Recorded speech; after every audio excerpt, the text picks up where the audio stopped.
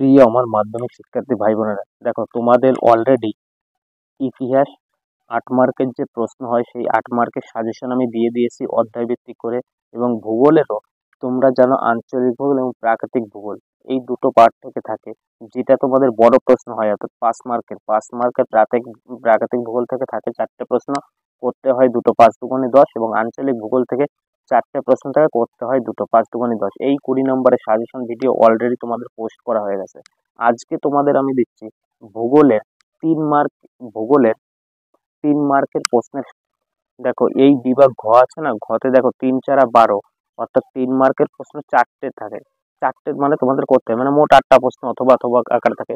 তো সেই প্রশ্নগুলো সাজেশন আকারে দেখো, এটা কিন্তু গত বছরের প্রশ্ন। তো গত বছর কতটা কি সাজেশন কমন এসেছিল কি না এসেছিল, আমার প্রিভিয়াস ইয়ারের প্রশ্ন দেখো, তাহলেই তুমি দেখতে পারবে, বুঝতে পারবে।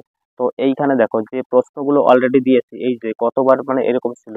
দেখো গত বছরের ভিডিওটা যদি তুমি দেখে থাকো তাহলেই বুঝতে পারবে যে আমার কতটা কমন এসেছে, কারণ আমি পরীক্ষার পরে এইরকম মিলিয়ে দেখেছি আমার এই সাজেশন থেকে। এবারও কিন্তু তার ব্যতিক্রম নয়। এই যে সাজেশন গুলো দিচ্ছি না, পরীক্ষার পরে তোমাদের এই সাজেশন গুলো দেখেই আবার তোমাদের মিলিয়ে দেবো, অর্থাৎ পরীক্ষার প্রশ্ন দেবো, ঠিক পরীক্ষা যেদিন হয়ে আসবে তারপরেই তখন দেখবো এরকম ভাবে প্রশ্ন নিয়ে আসবো। প্রশ্ন এনে কোন প্রশ্নটা কমন বেঁধেছে কি কোনটা তোমাদের পুরো হাইলাইটার দিয়ে দাগিয়ে দেবো, তাহলেই বুঝতে পারবো তোমরা। কত কথা না বলে মূল ভিডিও আসা যাক। তো এখন আমি তোমাদের দিচ্ছি ৩ মার্কের প্রশ্ন। এই ৩ মার্কের প্রশ্ন আমি তোমাদের অধ্যায় ভিত্তিক করে দেবো, এই কারণে কারণ গত বছর যখন এমনি র্যান্ডামলি ভাবে দিয়েছিলাম তখন কি, তখন অনেকে কমেন্ট করেছিল দাদা এটা কোন চ্যাপ্টারের প্রশ্ন। কারণ অনেকে আমি জানি সারা বছর খুব ভালো পড়েছে, আবার এমন কিছু স্টুডেন্ট আছে যারা সারা বছরে তেমন কোনোভাবে পড়তে পারে না, অথচ অনেকে জানেও না যে কোন প্রশ্ন কোথায় আছে। তো সুতরাং তাদেরও তো পাস করতে হবে। এখন মাত্র এই কয়েকদিন আছে, তো হাতে গোনা কয়েকটি প্রশ্ন পড়ো। তো আমি তোমাদের অধ্যায় ভিত্তিক বলে দিচ্ছি। এরপরে তোমরা দেখো, অর্থাৎ দেখেছো তোমরা ৩ মার্কের ৪টে করতে হয়, ৪টে প্রশ্নের জন্য থাকে ৮টা। কোন ৮টা পড়লে ৮টাই কমন পাবে সেই ৮টা আমি তোমাদের ভিডিওর মাঝখানে বলে দেবো। তো পুরো ভিডিওটা সম্পূর্ণ দেখবে, একটু স্কিপ করবে না। দেখো এইখানে তোমরা লেখাটা দেখতেই পারছো, দেখো এই লেখাগুলো কিন্তু আমি ফালতু বা এমনি লিখিনি, কারণ আমি এই লেখাটার এতটাই জোর পেয়েছি কি, গত ২ বছর ধরে সাজেশন করেছি, সেই সাজেশন যতটা কমন বেঁধেছে ঠিক সেই পরিপ্রেক্ষিতে এবার কিন্তু এই লেখাগুলোর জোর পেয়েছি, নইলে কিন্তু গত বছরের মতো ওরকম লিখতে পারতাম না। তো যাই হোক চলো, বহির্জাত প্রক্রিয়া থেকে তোমাদের ৫ মার্কের প্রশ্ন দিয়েছি এর আগে, এবার তোমাদের দিচ্ছি ৩ মার্কের প্রশ্ন। দেখো তো অলরেডি তোমরা যদি ৫ মার্কের প্রশ্নগুলো ভালো করে করো তাহলে তোমাদের ৩ মার্কের হয়ে যাবে। কেন বলো তো? দেখবে ৫ মার্কের এমন কিছু প্রশ্ন আছে যেখানে তুমি যদি বলো নদীর ক্ষয়কার্য পড়বে, নদীর ক্ষয়কার্যের মধ্যে যেসব পয়েন্টগুলো পারবে গিরিখাত, ক্যানিয়ন, সেগুলো কিন্তু ওই পয়েন্টে তোমার আছে। তুমি যদি ওইখান থেকে পড়ে যাও তাহলে কিন্তু সেই প্রশ্নগুলো আলাদা করে তোমাদের পড়তে হবে না, হয়ে যাবে। সুতরাং কি এই প্রশ্নগুলো তোমাদের মনে হচ্ছে অনেকটা প্রশ্ন, কিন্তু না, আমি এমন ভাবে প্রশ্ন তৈরি করেছি তোমাদের বড় প্রশ্ন করলেই কিন্তু হয়ে যাবে। তো দেখো প্রথমে হচ্ছে আরোহণ ও অবরোহণ ও আরোহণের মধ্যে পার্থক্য লেখো, গিরিখাত ও ক্যানিয়নের মধ্যে পার্থক্য, পলল সংখ্য এবং পলল বেজনী। এরপর আছে পলল সংখ্য বদ্বীপের মধ্যে পার্থক্য লেখো। ২ নম্বর প্রশ্ন তোমরা পড়বে, নদীর মোহনায় বদ্বীপ গড়ে ওঠে কেন? ঠিক এইটা অথবা কি সব নদীর মোহনায় বদ্বীপ গঠিত হয় হয় না কেন, এই দুটোর কিন্তু একই উত্তর হবে, একটুখানি আলাদা আছে। কি বলছে, নদীর মোহনায় বদ্বীপ গড়ে ওঠে কেন, এই প্রশ্নটা আসতে পারে, অথবা আসতে পারে সব নদীর মোহনায় বদ্বীপ গঠিত হয় না কেন। দেখো প্রায় কিন্তু একই উত্তর, তোমাদের এইভাবে ঘুরিয়ে থাকতে পারে একটুখানি প্রশ্ন। আমার প্রশ্ন আজ পর্যন্ত একটাও বিফলে যায়নি, কারণ যেগুলো কমন দিয়েছে সেইগুলোই প্রতি বছর পরীক্ষা আসে, তার ব্যতিক্রম হয় না। হয়তো শুধু একটু ভাবে ঘুরিয়ে আসতে পারে, এটা তোমাদের বুঝে নিতে হবে। আর এর জন্য তোমাদের পুরো ভিডিওটা দেখতে হবে, আমি কোনটা প্রশ্ন বলছি কিভাবে ঘুরিয়ে আসে, নইলে কিন্তু কিছুই বুঝতে পারবে না পরীক্ষায়, তখন বলবে কিন্তু কমন বাদেনি। জলপ্রপাতের পশ্চাৎ অপসারণ হয় কেন? অথবা এইখান থেকে পড়বে নদীর বদ্বীপের শ্রেণীবিভাগ করো, তারপর পড়বে নদীর বহন কার্যের প্রক্রিয়াটি লেখো, এরপরে পড়বে নদীর ক্ষয়কার্যের প্রক্রিয়াটি লেখো, এরপরে পড়বে আমাজন ও গঙ্গা নদীর মোহনায় বদ্বীপ নেই কেন। এবার দেখো, তুমি যদি এই প্রশ্নটা উত্তর পারো যে নদীর মোহনায় বদ্বীপ গড়ে উঠেছে কেন, আবার আছে সব নদীর মোহনায় বদ্বীপ গড়ে উঠতে হয় না কারণ, মানে এটা যা উত্তর, সব নদীতে সেটা থাকে না তাই বদ্বীপ গড়ে ওঠেনি।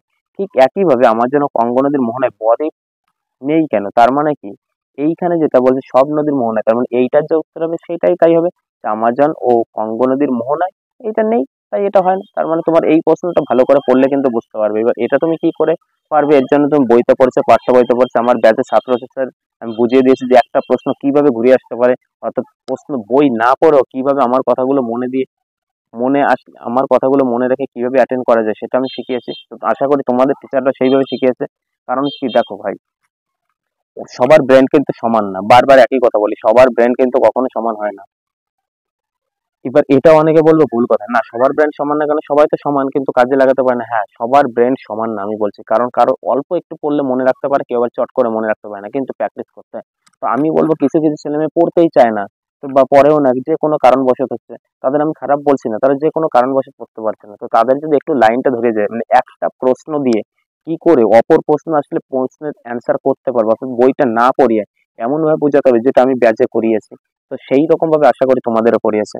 এবার হিমবাহ থেকে তুমি যদি পড়ো, নদীর উপত্যকা ও হিমবাহ উপত্যকা, তারপর কি পড়বে ড্রামলিন ও রসমতানে, তারপর পড়বে মহাদেশী হিমবাহ উপত্যকা হিমবাহের মধ্যে পার্থক্য লেখো, পাশে আছে হিমবাহের ক্ষয়কার্যের প্রক্রিয়াগুলি লেখো, তারপর পড়বে হিমবাহের শ্রেণীবিভাগগুলি আলোচনা করো, তারপর বাকস্রুন্ড ও ক্রেভাসের গুরুত্ব, পর্বতারোহীদের পক্ষে সমস্যাজনক কেন। খুব গুরুত্বপূর্ণ প্রশ্ন। এবার দেখো তোমরা অনেকে বুঝতে পারছো না যে প্রশ্নটা কিভাবে, দেখো হিমবাহ থেকে এই একটা প্রশ্ন, অবলিক দিয়ে এই একটা প্রশ্ন, অবলিক দিয়ে এই একটা প্রশ্ন রাখা আছে। এবার তোমরা অনেকে বলবে দাদা অবলিক তার মানে কি, আমি কি এটা পড়বো নাকি এটা পড়বো নাকি। আমি বলবো তোমাদের এই যে যে দাগে যতগুলো অবলিক আছে সেই দাগে ততগুলো পড়বে। সেটটা এমন ভাবে করা, তোমার এই সেট থেকে যদি মানে 1 নম্বর থেকে যদি প্রশ্ন তোলে পরীক্ষায়, তাহলে মনে রাখবো হয় এই পার্টটা, না হয় এই পার্টটা, না এই পার্টটা, তিনটের মধ্যে একটা তুলতেই হবে, নইলে কোনো প্রশ্নের মানেই হবে না। আমি তোমাদের বারবার বলছি সেইভাবে এমন ভাবে করা, তুমি যে কটা প্রশ্ন আছে তুমি যদি করে যাও, কমন তুমি প্রশ্ন 100% কমন পাবেই, কারণ একটা তোমাকে তুলতেই হবে ঠিক তেমন ভাবে। তারপর দেখো বায়ুর কাজ, বায়ুর কাজ থেকে তুমি যদি পড়তে চাও তো কোন কোন প্রশ্নগুলো পড়বো, আমি কিন্তু লিখে দিচ্ছি। এবার বায়ুর চাপের চ্যাপ্টার থেকে তোমাদের প্রশ্ন হবেই হবে। দেখো পেডিমেন্ট ও বাজাদা, এদের মধ্যে পার্থক্য পড়বে, জিউগেন ও ইয়ারদাং এদের মধ্যে পার্থক্য, অনুদৈর্ঘ্য বালিয়ারি তির্যক বালিয়ার মধ্যে পার্থক্য। এবার তুমি বলবে দাদা অতগুলো প্রশ্ন কি সম্ভব। দেখো তুমি একটা জিনিস দেখো, বায়ুর কাজ এর আগে তোমাদের 5 মার্কের যে ভিডিও দিয়েছি ভূগোলের, সেইখানে দেখো বায়ুর কাজ আছে, সেই বায়ুর যে ক্ষয় কাজ, বায়ু সঞ্চয় কাজ, বিভিন্ন কাজ, সেই কাজের মধ্যে দেখো কাজের মধ্যে প্রত্যেকটাই কিন্তু 3টে 4টে করে পয়েন্ট আছে, সেই পয়েন্টের মধ্যেই দেখো এইগুলো ঢুকে আছে। কোনটা পেডিমেন্ট পয়েন্ট সম্পর্কে আছে, বাজাদা কোথাও, জিউগন পয়েন্ট কোথাও, ইয়ারদাং এই পয়েন্ট।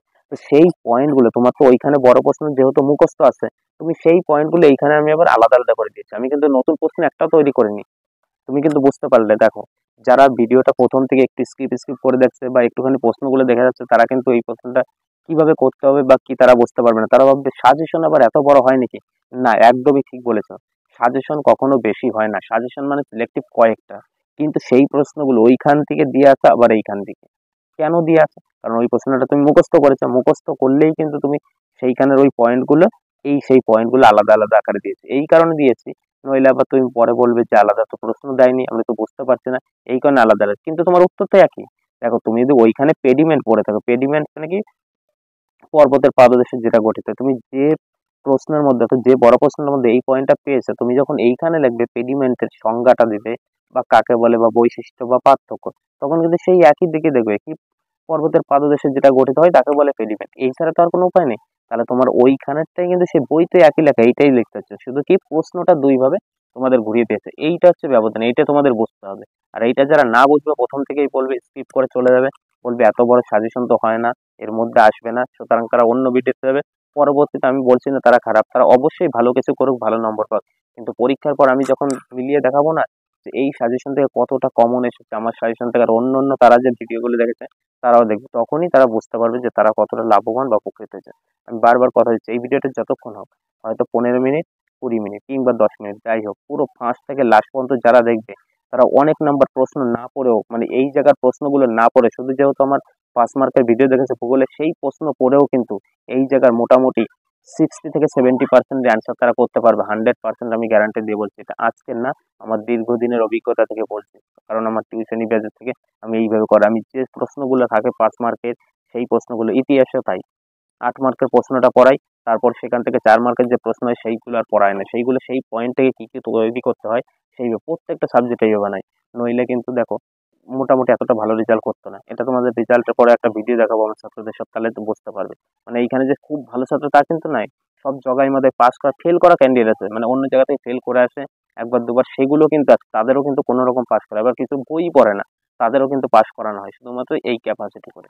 তোমাদের বলছে যে 4 মার্ক দিয়ে দিলাম, তো এই প্রশ্নটা যদি তুমি পড়ো 100% এইখান থেকে তুমি একটা প্রশ্ন কমন পাবেই পাবে, তুমি এখনই লিখে রাখো, তুমি পাবেই, তারপর যদি না পাও পরে বলো। পরের প্রশ্ন পড়বে বায়ুর বহন কার্যের প্রক্রিয়াগুলো আলোচনা করো। এরপর আছে ইনসেল বার সম্পর্কে লেখো, ঠিক পরের অধ্যায় থেকে পড়বে। বায়ুমণ্ডল, বায়ুমণ্ডল থেকে কোন কোন চ্যাপ্টারগুলো, বায়ুমণ্ডল থেকে যে প্রশ্নগুলো রাখা হয়েছে সেটা হচ্ছে পার্থক্য লিখবে ট্রপোস্ফিয়ার ও স্ট্র্যাটোস্ফিয়ার। তারপরে পড়বে সমুদ্রবায়ু ও স্থলবায়ুর পার্থক্য। তুমি দেখো এইখানে যে পার্থক্যগুলো দিয়েছে এগুলো তোমাদের মনে হচ্ছে এতগুলো পার্থক্য, দেখো এইগুলো সবই তোমার পড়া হয়েছে কোনটায়, তুমি দেখো 5 মার্কের যে আমি সাজেশন ভিডিও দিচ্ছি সেইখানে সম্পর্কে দিয়েছে, তো সেইখান থেকে দেখো এই যে ক্ষুদ্র ক্ষুদ্র গুলো আবার তোলা হয়েছে। তাহলে তোমার ওইখানে যদি 5টা, ওইখানে যে টোটাল মানে 4টে প্রশ্ন থাকে, 4টের মধ্যে করতে হবে 2টো, 4টের জন্য আমি 8টা প্রশ্ন দিয়েছি, সেই 8টা যদি পড়ো তাহলে কিন্তু তোমার 5 মার্ক তো কমপ্লিট হচ্ছেই, প্লাস তোমার 3 মার্কও আলাদা করে পড়া লাগছে না। তুমি হিসাব করে দেখো এত বড় সাজেশন 3 মার্কে, কিন্তু এখানে মাত্র কয়েকটা প্রশ্ন তোমার পড়তে হবে। তো এরপরে দেখো পরে তুমি পড়ছো ওজোন স্তরের গুরুত্ব, সেটা পড়লে তুমি এইখান থেকে একটা 100% কমন পাবে, এইখান থেকে একটা প্রশ্ন তোমার আসবেই, একটা পেতেই পারো, ইনসুলেশন আর অ্যালবেডো। দেখো এরপরে বৈপরীত্য উষ্ণতা কি লেখো। তারপরে দেখো তুমি বায়ুমণ্ডল, বায়ুমণ্ডল থেকে কোন কোন প্রশ্নগুলো পড়বে, সমুদ্র স্রোত ও সমুদ্র তরঙ্গের মধ্যে পার্থক্য, উষ্ণ স্রোত ও শীতল স্রোতের মধ্যে পার্থক্য, ভরা কোটাল মরা কোটালের মধ্যে পার্থক্য, অ্যাপিজি ও পেয়ারিজি, জোয়ার ভাটা সমুদ্র স্রোতের পার্থক্য লেখে। এবার দেখো এইগুলো না তোমাদের অনেকের ভাববে এতগুলো মনে থাকে না, মনে রাখারও সিস্টেম দেখেছি, অ্যাপিজি পেরিজি সিজিগি কি। দেখো সিজিগি যদি বলে, আমি যেমন ছাত্রদের শিখেছি মনে রাখার জন্য কিভাবে, দেখো ভাই পড়াশোনা মনে রাখার জন্য তুমি কিছু ফালতু জিনিস টেকনিক অবলম্বন করতেই পারো যেটা তুমি ভুলে যাও। যেমন সিজিগি, আমি ওদের বলতাম সিজিগি মানে কি সোজা, এই যে এইখানে এইখানে এইখানে মানে 3টে জিনিস আছে, চাঁদ সূর্য পৃথিবী। সিজিগি, সিজিগি মানে সোজা থেকে আসে, তার মানে সোজা আসে যদি একই সরলরেখা থাকে তখন তাকে সিজিগি, তাহলে সে মনে রাখতে পারবে চাঁদ সূর্য পৃথিবী এক সরলরেখা আসলে সিজিগি হয়। ঠিক একইভাবে অ্যাপিজি আর পেরিজিগি, যদি পেরিজি থাকে, পেরিজি আমি এইভাবে তাদের মনে রাখতে বলছি, যদি আমার এটা মানে বলা উচিত না তবুও বলছি, পড়াশোনাটা না তুমি যেভাবে করো, পেরিজি, পেরিজি মানে কি, পেরিজি প্রশ্ন আসলে পেরিজি থেকে আমি ওদের বলছি পিয়ার, মনে রাখো পিয়ার। তাহলে পেরিজি যখন হচ্ছে পিয়ার, পেরিজি, পেরিজি মানে কি বলছিলাম, পেরিজি মানে হচ্ছে পিয়ার করা, মানে কি পিয়ার মানে হচ্ছে পিএম যেটাকে বলা হয়, পিএম করলে কি সবাই কাছে আসে, তাই পেরিজি মানে হচ্ছে দূরত্বটা কাছে হয়, তখন মনে রাখবে যে দূরত্বটা কাছে চলে আসে তাকে বলে পেরিজি, আর যেটা দূরে যায় তাকে বলে অ্যাপিজি, এইভাবে কিন্তু মনে রাখা যায়। তো পড়াশোনাটা শোনো ভাই, একটু দেখতে যাই শোনা যাক, তোমার তো মনে রাখতে হবে, লিখতে হবে, তো তুমি এইভাবে কিন্তু মনে রাখতে পারবে, এইভাবে টোটকার মাধ্যমে, কিন্তু আমি কিন্তু বেশিরভাগ পড়াই টোটকার মাধ্যমে। যেমন তোমাদের অঙ্ক, অঙ্ক যেটা শিখিয়েছি এইখানে দেখো সাইন থিটা কস থিটার অঙ্ক অনেকে পারে না, তো আমি শিখিয়েছি সেটা কি, সাগরে লবণ অতি কবরে ভূত অতি টেরা লম্বা ভূত, মানে এইখানের মধ্যে সাইন থিটা মানে কি, কস থিটা মানে কি, কোনটা বাই কোনটা, সাইন মানে যে সাগরে লবণ অতি, তার মানে হচ্ছে কি সাইন থিটা, সাইন থিটা মানে কি সাগরে লবণ অতি, তার মানে হচ্ছে সাগরে, সাগরে মানে সাইন থিটা, লবণ মানে হচ্ছে লম্ব, অতি থেকে অতিভুজ, লম্ব বাই অতিভুজ, এইভাবে কিন্তু শিখেছি। তো চলো সেই কোনো হবেই হবে। প্রাকৃতিক ভূগোলের 3 মার্কের সাজেশন, এবার চলো আঞ্চলিক ভূগোলের 3 মার্কের সাজেশন, যদিও ভিডিওটা একটু বড় হয় তোমরা ধৈর্য সহকারে শোনো, তাহলে দেখো অনেক প্রশ্ন না পড়ে তুমি আমার এই কথা শুনে বুঝতে পারবে, কারণ আমি ভিডিওর মধ্যে অনেক টোটকা দিচ্ছি, সেগুলো তোমার কাজে। দেখো তুমি যদি প্যারিস যে জিনিসটা বুঝে নাও, সিজিগিটা বুঝে নাও, মানে আমি যেভাবে বুঝালাম এই সাজেশনের মধ্যে, তাহলে কিন্তু তুমি জীবনে ভুলবে না, জীবনে বলবে না, আমি কথা দিচ্ছি, তুমি পড়া ভুলে যাবে কিন্তু পড়া তোমাকে বলবে না, এটা হচ্ছে ব্যাপার। দেখো এরপরে আঞ্চলিক ভূগোলের, আঞ্চলিক ভূগোল থেকে কোনটা পড়বে, আঞ্চলিক ভূগোলের মধ্যে তোমরা জানো 2টো পার্ট, একটা প্রাকৃতিক পরিবেশ, একটা অর্থনৈতিক। প্রাকৃতিক পরিবেশ থেকে পড়বে পূর্বঘাট পশ্চিম ঘাটের মধ্যে পার্থক্য, তারপর পড়বে পশ্চিম উপকূল ও পূর্ব উপকূলের মধ্যে পার্থক্য, মালনাদ ও ময়দান এর মধ্যে পার্থক্য লেখো, ভাবর ও তরাই এর মধ্যে পার্থক্য, পশ্চিম হিমালয় পূর্ব হিমালয়, ভাঙ্গার ও খাদার, এই যে এর মধ্যে থেকে একটা সেট তোমাদের পরীক্ষা প্রশ্ন হবেই হবে। এবার জলসেচ থেকে দেখো, জলসেচ থেকে পশ্চিম বাহিনী নদী মোহনায় বদ্বীপ গড়ে ওঠেনি কেন, দেখো ওই একটু আগে একটা বললাম বদ্বীপ গড়ে ওঠে না কেন, সেইটার এটা কিন্তু একই, সব ওই একই জিনিস, শুধু বলতে হবে যেখানে গড়ে ওঠে না বলতে হবে এখানে সেটা নেই, আর যেখানে গড়ে ওঠে বলতে হবে এটা এই জন্য সেটা আছে। তাহলে তুমি একটা প্রশ্ন দিয়ে কিভাবে 3টে 4টে পারবে, তাহলে বুঝতেই পারছি একই প্রশ্ন ঘুরিয়ে ফিরিয়ে কত জায়গায় এসছে। অতিরিক্ত ভৌমজল মানে মাঠ নয়, তাহলে সব নদীতে বদ্বীপ গড়ে ওঠে না কেন, তার মানে সেই একই উত্তর।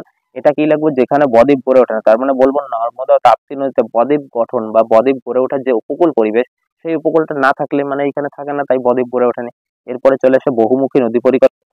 দেখো পরের অধ্যায় কি আছে, জলবায়ু, জলবায়ু থেকে তুমি কোন কোন প্রশ্ন পড়বে, করমণ্ডল, করমণ্ডল বা তামিলনাড়ু, তোমাদের পরীক্ষা থাকবে করমণ্ডল উপকূল বা তামিলনাড়ু উপকূলে বছরে 2বার বৃষ্টিপাত হয় কেন, মৌসুমী বায়ুর উপর জেট বায়ুর প্রভাব আলোচনা করো, তারপর হচ্ছে ভারতীয় জলবায়ু নিয়ন্ত্রণে হিমালয়ের প্রভাব কতখানি আলোচনা করো। দেখো আমার স্টুডেন্টদের এইগুলো আমি সাজেশন এখন দিয়েছি, কিন্তু সারা বছর আমি তৈরি করার পর তারপর তাদের খাতায় লিখেছি, বারবার রিভিশন হয়েছে, অন্তত 10 থেকে 15 বার টোটাল প্রশ্ন আমি রিভিশন করেছি, এখন পরীক্ষার আগের মুহূর্তে তাদের আমি সাজেশন জেরক্স করে দিয়েছে, যে তাদের এই প্রশ্নটা পড়া হয়েছে তারা টিক দেবে, তাহলে তাদের মধ্যে তারা তো সব পড়েছে তবুই এই সাজেশন ফলাফল লেখো।